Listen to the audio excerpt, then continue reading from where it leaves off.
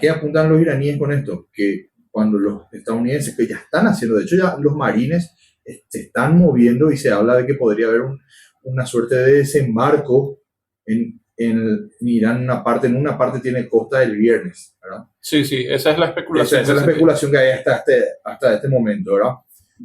¿Qué esperan los iraníes con esto? Que cuando Donald Trump se ve en la necesidad de reclutar gente, o como le llaman ellos el National Draft, esa situación sumado al descontento y al grado altísimo de impopularidad que tiene esta guerra en los Estados Unidos de Norteamérica, haga implosionar a los Estados Unidos, ¿verdad? Una suerte de guerra civil. Por eso los Una iraníes suerte buscan de descalabro político de del descalabro gobierno, sí. político, ¿verdad? En el país que tiene más armas que ciudadanos, ¿verdad? Que me parece algo muy importante de mencionar. Entonces los iraníes apuntan a estirar la guerra para que se le genere un caos interno a los Estados Unidos. Muy bien, muchas gracias. Ya estamos acá en el último. Ah, va, me dijeron que no tenía que decir bloque. Ahora sí que estamos en el bloque de política internacional del Observatorio Político y como siempre cuento con la presencia de mi estimado amigo Esteban Chirañuc. Vamos a estar abordando un poco hoy el tema, no el tema del momento, probablemente el tema de todo el año, de lo cual gira gran parte de este espacio en el resto del año, que es la guerra de Irán, ¿verdad? Antes de seguir la palabra a mi amigo, yo no quiero dejar pasar algo. Hoy, 24 de marzo, se cumplen 50 años del golpe de Estado, la última dictadura cívico-militar en la República Argentina. Digo cívico-militar porque hay responsables civiles como militares, donde solo los militares fueron juzgados, ¿verdad? Para dejar un simple mensaje de que esas cosas no pueden suceder más, que la dictadura argentina, tanto como la paraguaya, como el resto de las dictaduras en nuestro continente, fueron orquestadas, armadas en el marco del Plan Cóndor, liderado por los Estados Unidos, que hoy nuevamente acechan a nuestro continente, ¿verdad? Bases aquí, bases allá, pero ahora los muchachos se están desangrando en Medio Oriente. Nosotros abogamos por la independencia total de los países y a no estar sometido bajo ningún punto a ninguna potencia extranjera, porque cuando te estás sometido por una potencia extranjera pasan las cosas que pasaron en el siglo pasado, ¿verdad? Entonces yo no quería dejar pasar la oportunidad para mencionar que hoy se cumplen 50 años del golpe de Estado de la última dictadura cívico-militar de la República Argentina. ¿Cómo andaba, mi amigo? ¿Cómo te va, Ezequiel? Un saludo para vos, para tu audiencia y para los compañeros que están ahí detrás de cámaras también. Gracias, mi amigo. Bueno, como les decía, vamos a hablar un poco de la guerra que se está librando en este momento en Irán, en el Golfo Pérsico, ¿verdad? Y le decía al amigo Esteban que traté de dividirlo, por supuesto, ahí es muy amplio el tema. No, como no somos un canal de YouTube que puede hablar 4 horas seguidos, tenemos que tratar de resumir, ¿verdad? Pero le decía acá a Esteban que creo que la guerra se disputa en 5 frentes más o menos, ¿verdad? En el geopolítico, en el económico, por supuesto, en el plano militar, obvio, en el plano financiero y también en el plano mediático. ¿Podría ser así? Sí, yo creo que incluso se puede hablar de más frentes todavía. Yo creo que entenderlo lo mediático, como mediático nomás, por ejemplo, es un poco limitado porque hay un nivel de propaganda que se juega de nuevo en muchísimos niveles más, que tiene mucho más que ver con la propaganda de la Guerra Fría que con una simple mediatización de las cosas. Yo creo que hay también un frente diplomático muy importante y hay un frente de geopolítico, sí, pero entendiendo con más profundidad la geopolítica, entendiendo cómo se conforman y se resguardan los proyectos nacionales. En este caso, Irán está haciendo una estrategia muy interesante en torno a resguardar su proyecto nacional, entendido el proyecto nacional como la Revolución Islámica, y para resguardar eso está tomando acciones que le garanticen o que ellos pretenden que les puedan garantizar un futuro por lo menos con una reducción enorme de las agresiones en su contra. ¿verdad? Esta guerra, perdón, se pelea en todos esos ámbitos. Se pelea, como dijiste, en el ámbito militar, se pelea en el ámbito tecnológico, se pelea en el ámbito financiero, y creo que el mayor frente ahora es el frente comercial, que por lo menos las últimas 2 semanas de la guerra estuvieron marcadas por el frente comercial, y las estrategias están marcadas hacia ese lado. Entonces, es una guerra que se va a cumplir un mes este fin de semana desde que empezó. Un mes. Empezó el 28 de febrero, se va a cumplir un mes. Un mes que es poco tiempo para una guerra, pero que ya va marcando ciertas pautas de cómo se está librando. Claro, cuando hablamos de marcar pautas, la primera cosa que pienso es Irán diciendo todo el tiempo, no, la guerra se termina cuando decidimos nosotros, porque los Estados Unidos tienen ciertas cositas una suerte de reloj que le corre atrás a Donald Trump. Pueden ser las elecciones de medio término ahí en noviembre. Hoy veía, por ejemplo, sabemos que el activo más seguro del planeta Tierra son los bonos del Tesoro estadounidense. Bueno, ayer tocó un pico de 5% a 20 años.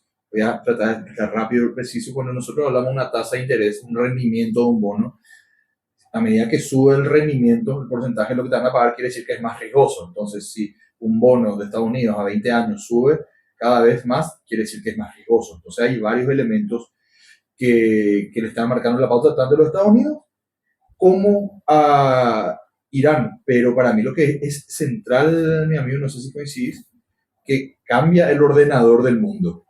Porque hasta 2 meses atrás nadie creyó que era posible que Irán iba a ser el que ordene lo que iba a pasar o no en la guerra, o decir cuándo se termina o no, porque hoy los que quieren retroceder son los Estados Unidos, no los iraníes.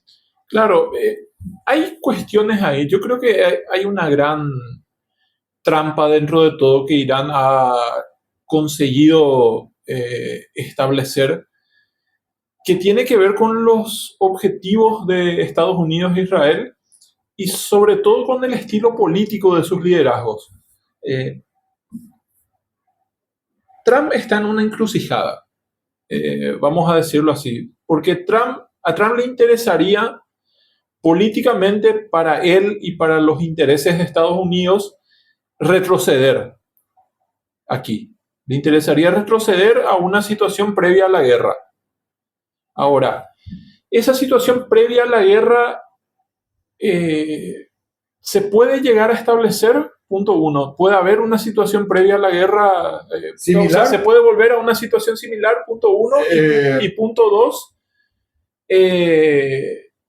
¿tiene forma Trump de retroceder sin perder absolutamente todo su capital político? Porque es un tema ese con Trump, porque acá analizamos mucho el año pasado el estilo de liderazgo de Trump. El estilo de liderazgo de Trump tiene que ver con esta confrontación, con venderse todo el tiempo a sí mismo como el más hábil, el más capo, yo soy el mejor, yo impongo las reglas. Y lo que termina pasando es que Estados Unidos está en una trampa, y sobre todo Trump, en donde no puede salir de este conflicto, aunque le interesaría salir, pero no puede salir de este conflicto sin vendiendo una victoria. O sea, cualquier situación ahora, en los términos que se plantea ahora, de salir del conflicto, implicaría reconocer del lado de Trump una derrota, o tratar de vender una victoria que nadie va a comprar, porque sería muy absurdo comprar una victoria. Entonces, está en una encrucijada Trump. El liderazgo de Israel, al parecer, apuesta a que haya conflictividad en la región. Es su gran apuesta, y es la apuesta que al parecer van a seguir haciendo, porque les está beneficiando también para establecer una conquista de territorio en el Líbano que está en proceso. En medio de esta guerra también Israel ha avanzado sobre el Líbano y ha expulsado más o menos 800, 900 mil personas, según leí los últimos reportes, del sur del Líbano, y ha destruido los puentes de la frontera sur del Líbano, como para empezar un proceso de control del territorio acompañado de violencia contra la gente que sigue ahí, muy parecido, según las palabras mismas de los israelíes, a lo que hicieron en Gaza. Entonces están esos dos liderazgos muy agresivos de Estados Unidos e Israel en un contexto en donde esta agresividad no les está reportando beneficios en el territorio en Irán. Claro, ahí está. La agresividad no le está reportando ningún beneficio en la guerra.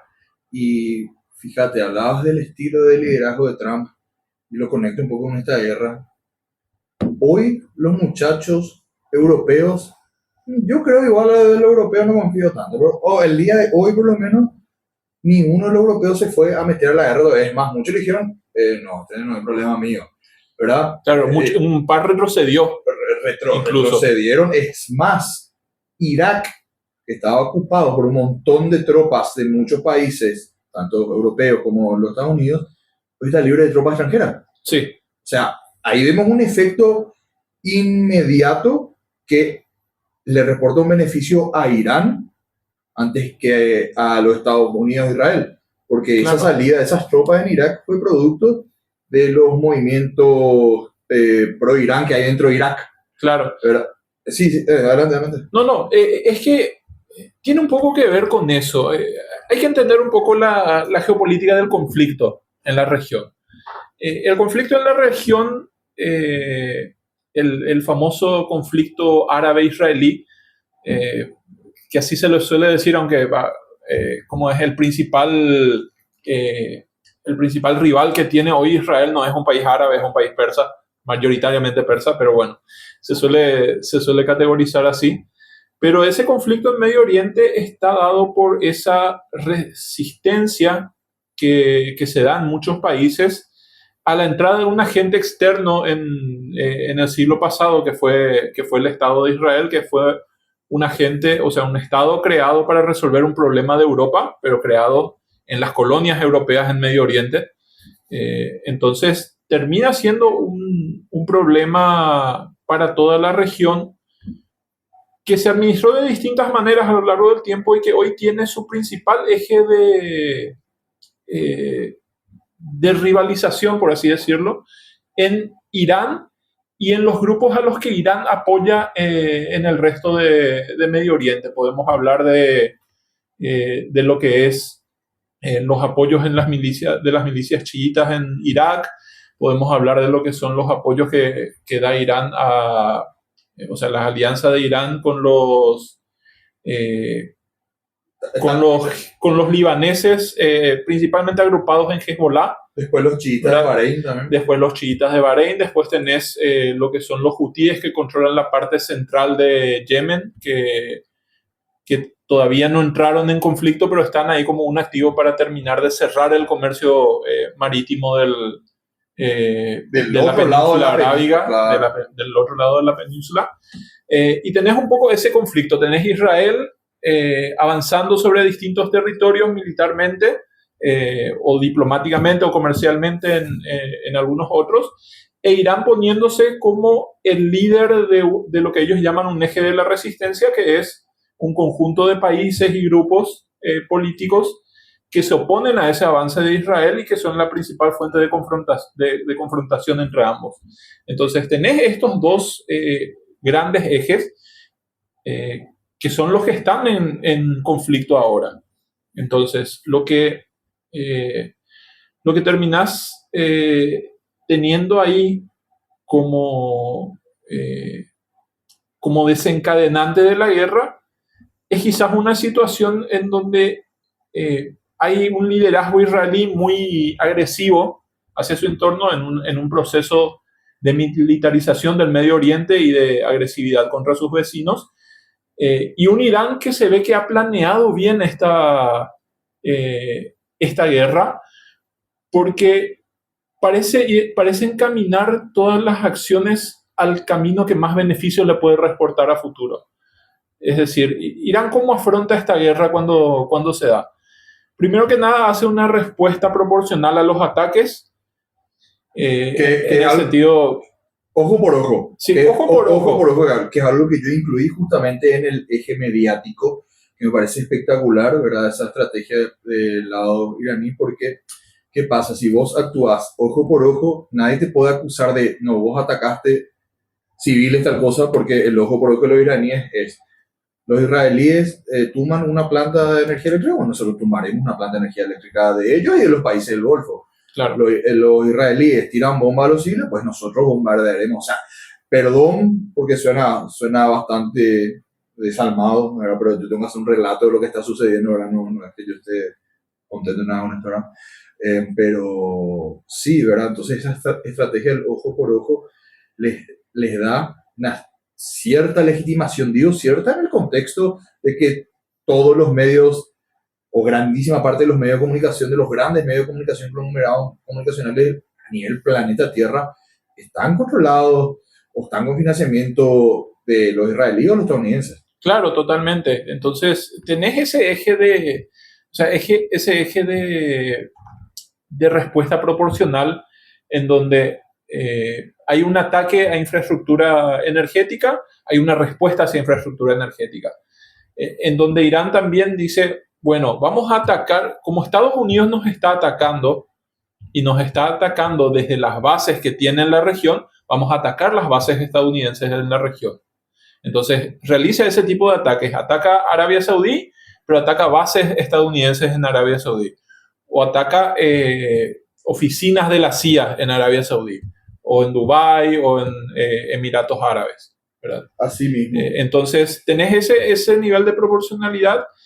Tenés una guerra en donde el esfuerzo económico de guerra está siendo muchísimo más barato para Irán que para Estados Unidos e Israel, ¿verdad? Que invierten muchísimo más en tecnología militar, en términos de gasto militar para esa guerra. Y tenés un conflicto en donde parece que Irán tiene las cosas controladas más allá de los daños que está recibiendo por ataques, tiene las cosas controladas como para manejar los tiempos de la guerra. Mira, hay una entrevista que le hacía un medio inglés, creo que al ministro de Relaciones Exteriores de Irán, y esta periodista inglesa le decía, ¿cuánto tiempo ustedes pueden mantener el estrecho de Hormuz cerrado?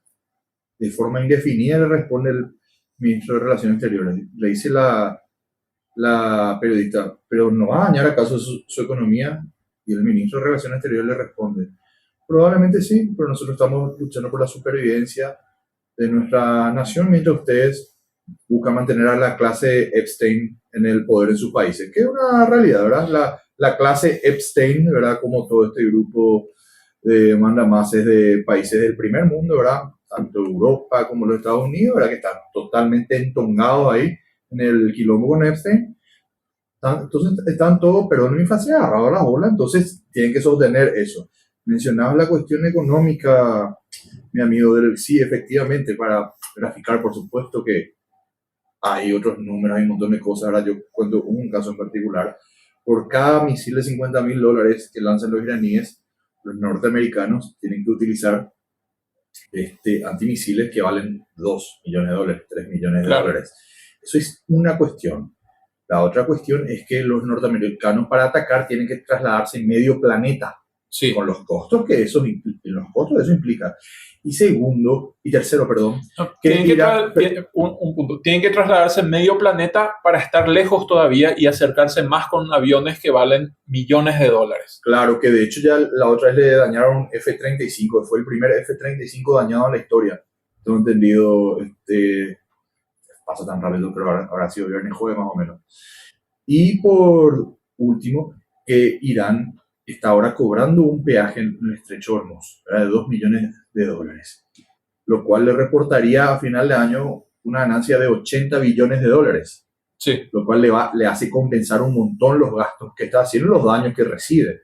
Entonces tenés varios elementos que juegan ahí y vinculado a este cierre de los peajes del estrecho Hormuz, juega un rol diplomático muy importante, ¿verdad? Porque dice, bueno, yo le abro a tal país porque, si pagan yuanes, o le abro a tal país porque este país es amigo nuestro. Entonces, ¿qué pasa? Si Irán sigue con esta dinámica, va a llegar en un momento que va a decir, pueden pasar todos por acá menos barcos estadounidenses, por ejemplo. Claro. Puede pasar eso en un momento. Sí, puede pasar y es una amenaza que se va presentando. El cierre del estrecho de Hormuz implica el cierre del principal punto de salida del petróleo del Medio Oriente, la gran región de producción de petróleo del mundo. Entonces, es un punto demasiado importante en el comercio global y los efectos económicos de eso todavía no son tan intensos porque se están haciendo diversos malabarismos financieros para tratar de sostener el problema. Hace 2 semanas lo que había pasado es que se liberaron un montón de reservas para tratar de mantener el precio del petróleo estable. El precio se mantuvo estable unos días, después volvió a empezar a subir. Ahora, esta semana inició en el lunes con un anuncio de Trump de unas conversaciones de paz que Irán dice que no están pasando, que aparentemente no están pasando, ¿verdad? Que tiene que ver con otro intento de manejar la economía y de manejar las consecuencias financieras de esta guerra. Entonces, ese cierre del estrecho de Hormuz es muy relevante para la economía mundial. Acá ya subieron las naftas bastante Sí. grandes, por ejemplo, consecuencia directa de ese cierre, que ocurrió hace 3 semanas. Claro. No es que están cerrando hace 6 meses el estrecho de Hormuz, fue hace 3 semanas nomás. Y la situación que se da es que Irán parece tener muy controlado ese cierre. Parece que el cierre nadie se está queriendo acercar, no hay un riesgo muy alto en tratar de atacar a Irán de la manera correcta para desbloquear el estrecho.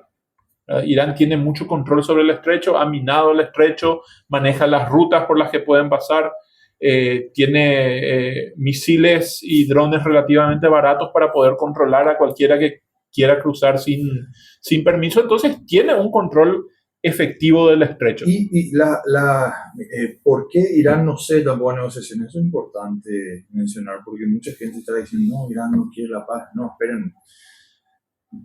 Hay una realidad que es totalmente verificable. Todo lo que decimos nosotros acá es verificable, por supuesto, que las últimas 3 veces que Irán entró en negociaciones con los Estados Unidos recibió una puñalada por la espalda. Claro. Entonces, ese es un elemento que juega y pesa muy fuerte en la cabeza de los mandos iraníes, en decir, no vamos a negociar nada, a nada negociar otra cosa.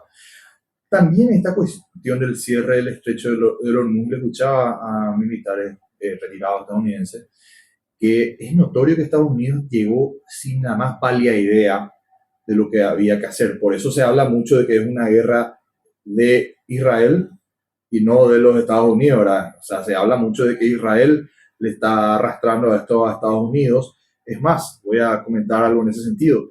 Lo percibe así la población norteamericana y estoy viendo acá, estoy buscando, pero había visto que en el último mes hubo un aumento estoy viendo, un aumento del 1000% en la objeción de conciencia, ¿verdad? Uh-huh. Los Estados Unidos en el mes de febrero, pero en el mes de marzo, ¿verdad? Entonces, lo cual te indica una cuestión, ¿verdad? Los iraníes están todo el tiempo como mojándole la oreja a Trump, también jugando un poco ese juego psicológico de hacer el ridículo a Trump, invitándole a que invada terrestremente Irán. ¿Por qué ellos le invitan a que invada terrestremente? Porque para tomar totalmente Irán, Estados Unidos necesita 2 millones de fuerzas más o menos, 2 millones de personas. 2 millones de soldados. 2 millones de soldados, ¿verdad? Para que nos hagamos una idea, el tope que llevó Estados Unidos en su momento fue en Vietnam con 540.000. Estarían necesitando 4 veces más de la máxima cantidad de soldados que movilizó alguna vez hacia esa zona del mundo. ¿A qué apuntan los iraníes con esto? Que cuando los estadounidenses, que ya están haciendo, de hecho ya los marines se están moviendo y se habla de que podría haber una suerte de desembarco en Irán, en una parte tiene costa del viernes, ¿verdad? Sí, esa es la especulación. Esa es la especulación que hay hasta este momento, ¿verdad? ¿Qué esperan los iraníes con esto? Que cuando Donald Trump se ve en la necesidad de reclutar gente, o como le llaman ellos el National Draft, esa situación sumado al descontento y al grado altísimo de impopularidad que tiene esta guerra en los Estados Unidos de Norteamérica, haga implosionar a los Estados Unidos, ¿verdad?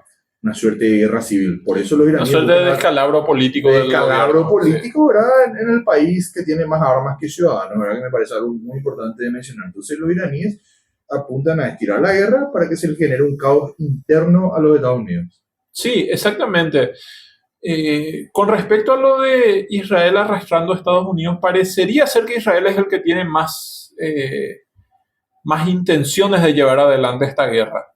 Entonces, hay un sentimiento general agudizado por declaraciones de altos mandos de inteligencia y altos mandos militares estadounidenses que dicen, sí, esta es una guerra que Israel está obligando a Estados Unidos a librar en términos de su alianza regional y presionando distintos tipos de resortes de poder para que Estados Unidos vaya a esa guerra. Eso como primer punto. Después tenemos el hecho de la invasión terrestre. De hecho, es la principal vía de salida militar que se está estudiando. Porque, ¿qué ocurre finalmente en el territorio? Ocurre que en esta guerra que ha estado librando a partir de misiles, a partir de drones, a partir de ataques con aviones, a partir con ataques con ciertos elementos navales, parecería ser que Irán tiene más capacidad de llevar este tipo de guerra a largo plazo. Entonces, del otro lado tendrían que pensar en opciones disruptivas, es decir, cambiar el eje de la guerra, porque este eje de la guerra parecería terminar en un afianzamiento de Irán como vencedor a mediano plazo. Entonces, cambiar el eje de la guerra es básicamente dos grandes salidas. Poner soldados en el territorio, lo cual es muy problemático porque necesitan una gran cantidad de soldados. No es una operación, recordemos, Irán es un país gigantesco de 90 millones de personas, súper montañoso, con un poderío militar que se ha visto en esta guerra que es muy fuerte y con un régimen bastante autoritario al poder, que justamente lo que puede generar es una movilización muy importante del territorio, más todavía siendo agredidos. Claro. Siendo agredidos, el pueblo iraní probablemente se movilice mucho más. Pero fíjate, mi amigo, qué cálculo soberbio y estúpido hacen muchos países en el primer mundo creyendo que yo voy, te bombardeo la casa y se van a pelear dentro de la casa. Estúpido, o sea, te hace algo. Trasladando un poco acá a nuestro campo electoral. Los muchachos atacando un espacio en particular. Se van a broquelar, viejo. Se van a broquelar y te van a ganar. Sí, o sea, ¿en qué cabeza entra que vos te vas, bombardear un país y vos decís, no, ahora la gente va a venir a apoyarme a mí que yo le estoy bombardeando? Oh, Dios mío, se podrá hacer tan pelotudo. Es que ahí va el otro punto. Quería terminar un poco nomás con lo anterior. O sea, una de las opciones disruptivas es enviar tropas, lo cual tiene un riesgo altísimo de generar un descalabro político en Estados Unidos e incluso en Israel, muy fuerte. Y la segunda opción es la opción que nadie quiere decirla en voz alta, pero es la opción que está y admitamos que vivimos en tiempos en donde puede llegar a pasar, sí, que es la opción nuclear. La opción nuclear habilita que esto escale a un nivel fuera de cualquier tipo de imaginación y fuera de cualquier tipo de predicción cuando se empiecen a usar armas nucleares y es que se empiezan a usar.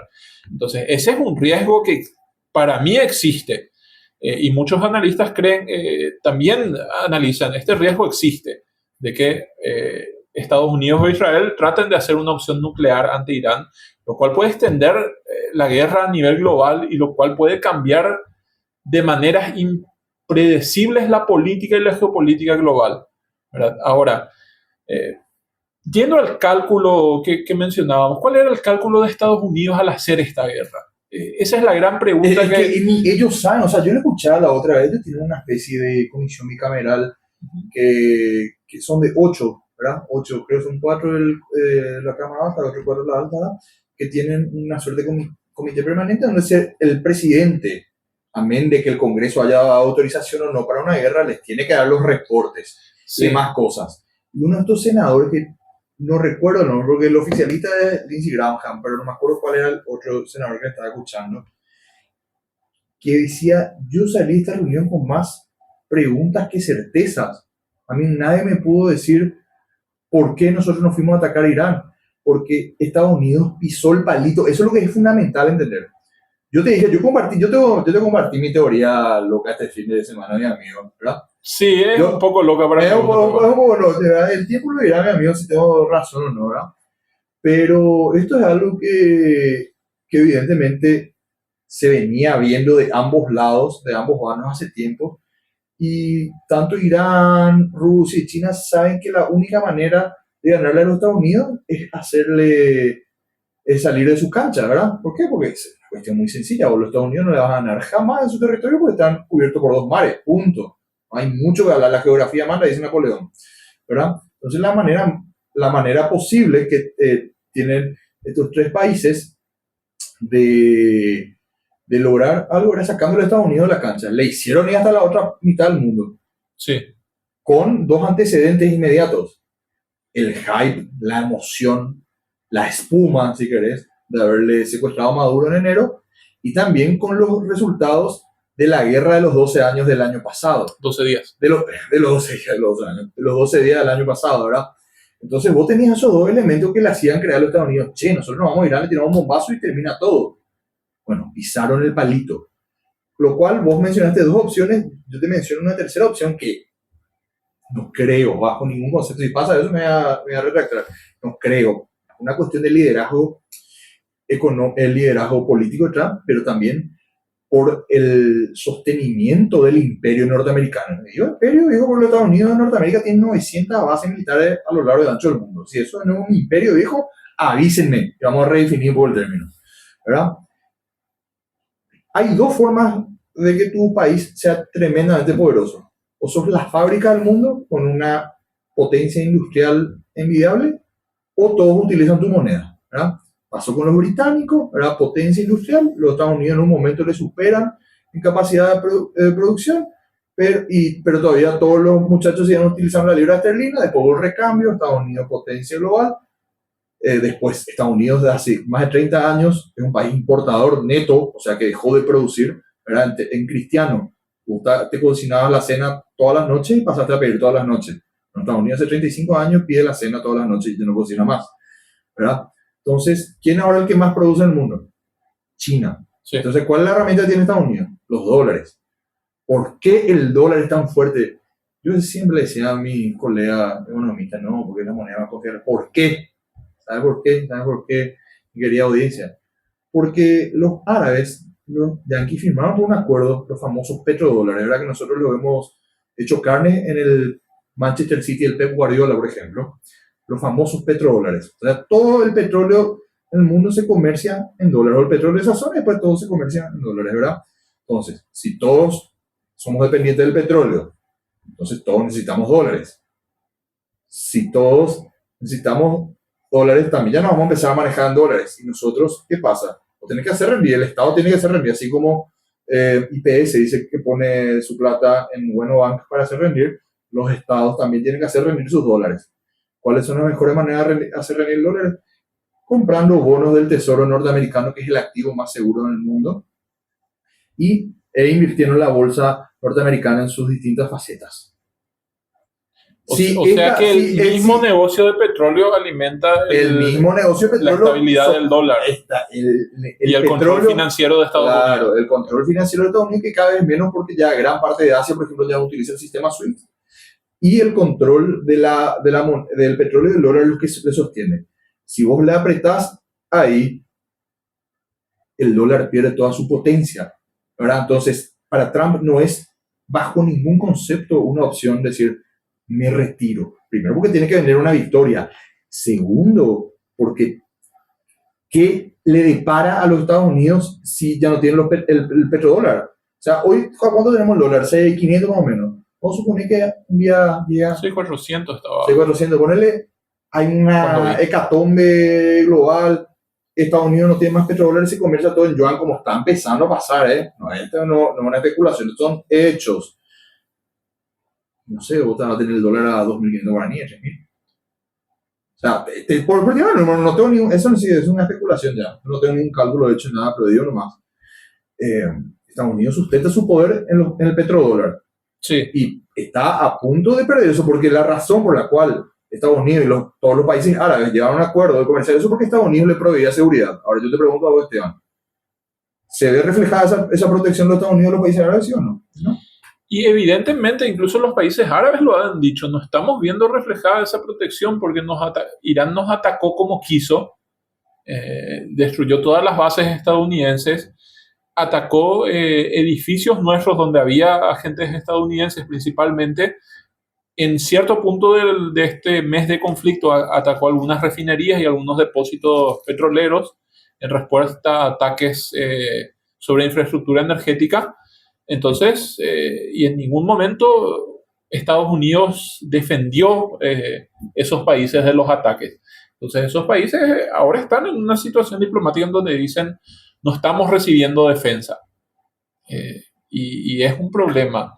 Ahora, con respecto a la especulación de por qué inicia esta guerra y por qué Estados Unidos ataca, creo que hay muchas, es difícil de saberlo con certeza y hay muchas cuestiones. Yo creo que lo que apuntaste de que se envalentonó Trump por cómo se dieron las cosas en Venezuela y por cómo se dio la guerra de los 12 días del año pasado en Irán.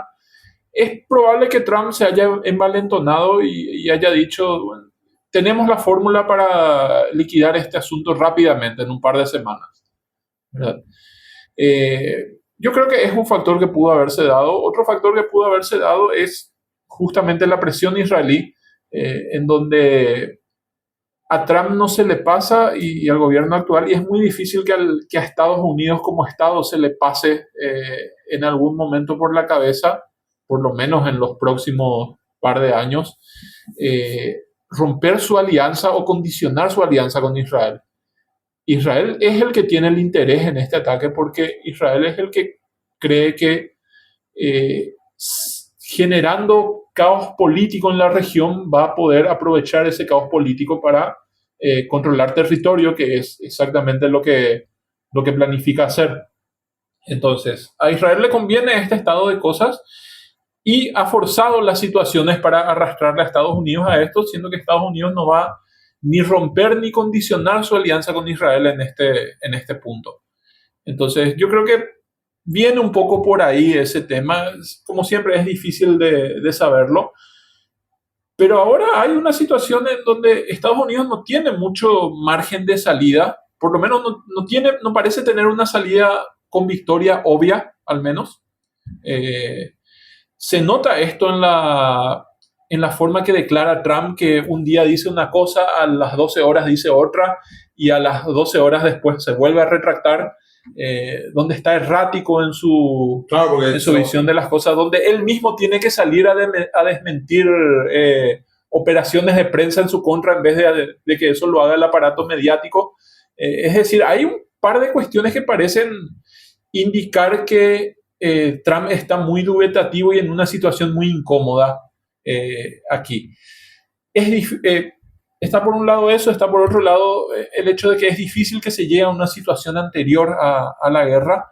Y Irán, que parece estar en control de muchas de estas variables, está planteando que una salida de paz posible es una salida en donde haya garantías para dejar de ser atacado, haya garantías para mantener su programa nuclear, que reciba compensación de guerra por el ataque, es decir, compensación económica por los ataques, y que se desmantelen todas las bases estadounidenses en la región. Claro. Que son puntos que si Estados Unidos acepta, no hay forma de vender eso como una victoria. No hay forma humana de vender eso como una victoria. Por sobre todo porque es un gasto gigantesco que hacen los Estados Unidos en los últimos 50 años. Sí. O sea, esta guerra se está preparando hace 50 años. Claro. Esta guerra está en el imaginario político estadounidense hace 50 años. Sí, totalmente.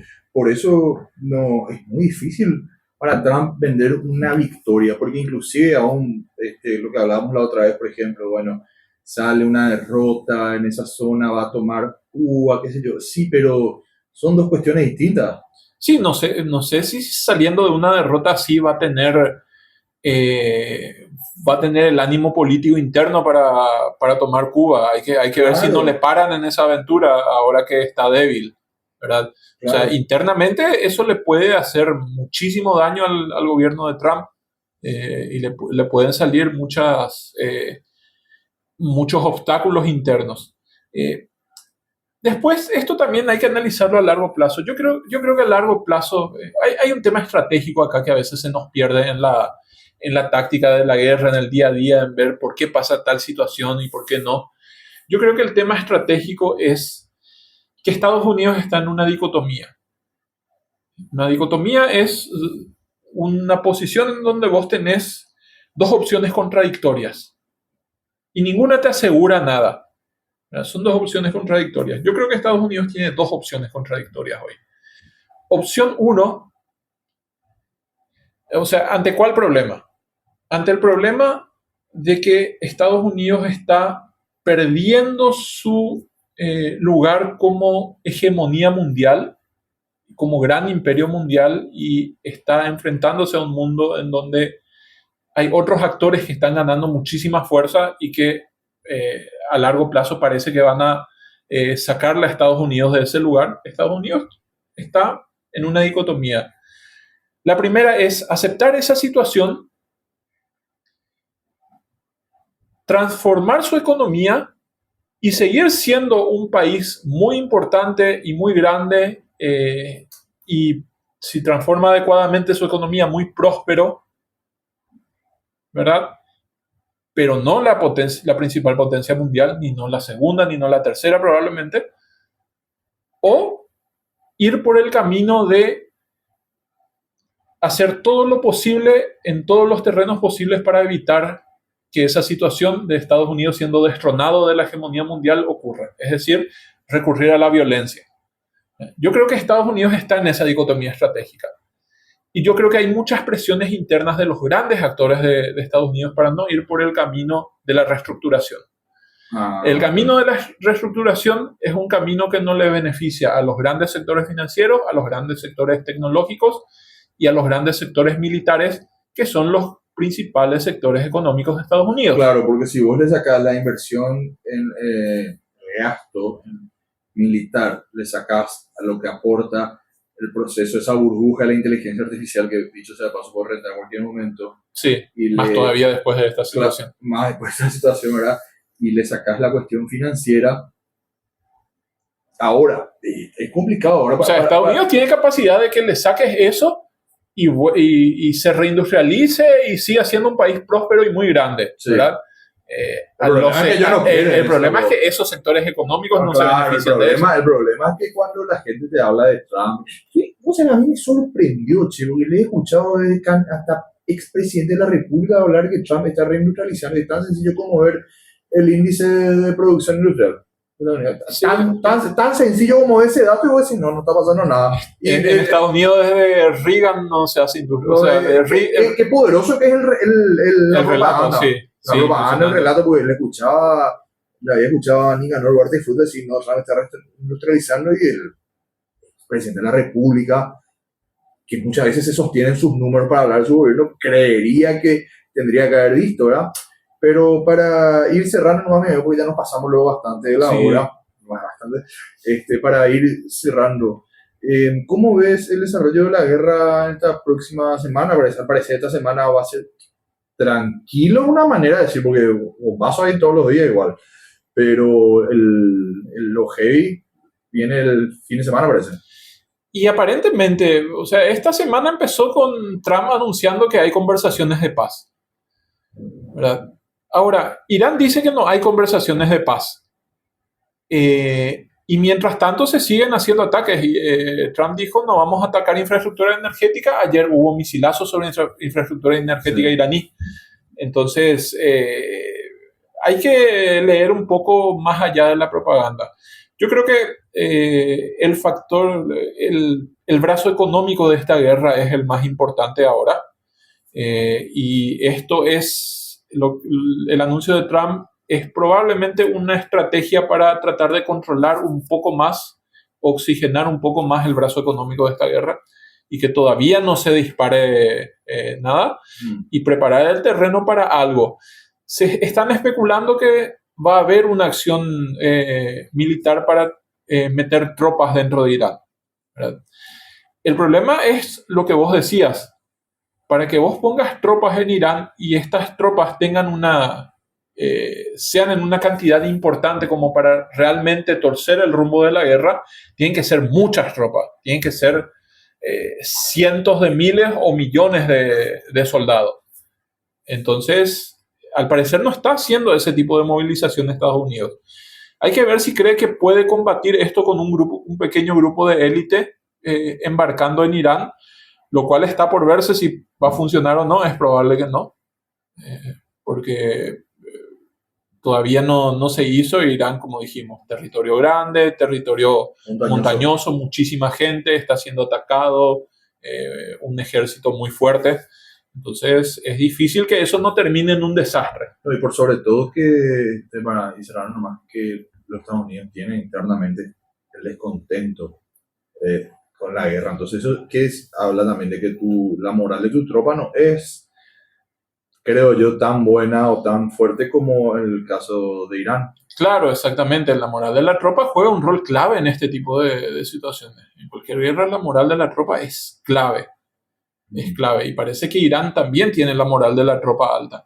Entonces, vamos a ver cómo se da esto. Vamos a ver si esto es la preparación del terreno para qué. Si en realidad hay un acuerdo de paz, si se está preparando el terreno para hacer una invasión terrestre o si se está preparando el terreno para hacer un retiro de la guerra.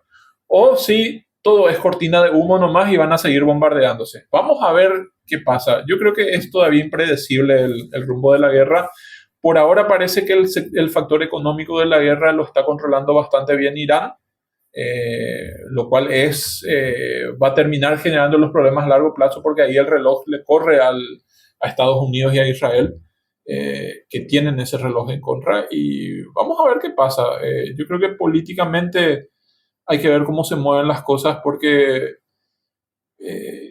esta especie de situación en donde todos están expectantes a ver qué pasa, ¿cuánto más puede durar? ¿Cuántas subidas del precio del combustible van a aguantar los países antes de empezar a decir, che, hay que hacer algo? Entonces, yo creo que más países van a ir involucrándose si esto no se resuelve pronto y vamos a ver bajo qué líneas se involucran y en favor de qué bandos se involucran. Así mismo. Mi estimado, muchísimas gracias por la presencia de siempre. No, muchas gracias a vos, Ezequiel, y teníamos que hablar de este tema, así que vamos a estaba pendiente, probablemente continúe, así que vamos a seguir hablando y nos vemos el próximo martes a ver con qué aparecemos. Con qué aparecemos, exactamente así. Nos vamos a estar encontrando con el amigo Chela el próximo martes. Claramente no va a ser el primer capítulo sobre este tema a lo largo de este año, así que bueno, vamos a ir tratando de cubrir en la medida de nuestras posibilidades. Nosotros nos vamos despidiendo. Esto fue el Observatorio Político. Muchísimas gracias por estar prendidos al programa. Recuerden que el programa ha sido presentado por el grupo IDICOM para sus camionetas Maxus y EMG. Esto fue el Observatorio Político y continúen prendidos en la 89.7 FM Radio Paraná y nos siguen en todas nuestras redes sociales como Paraná Medios. Hasta la próxima.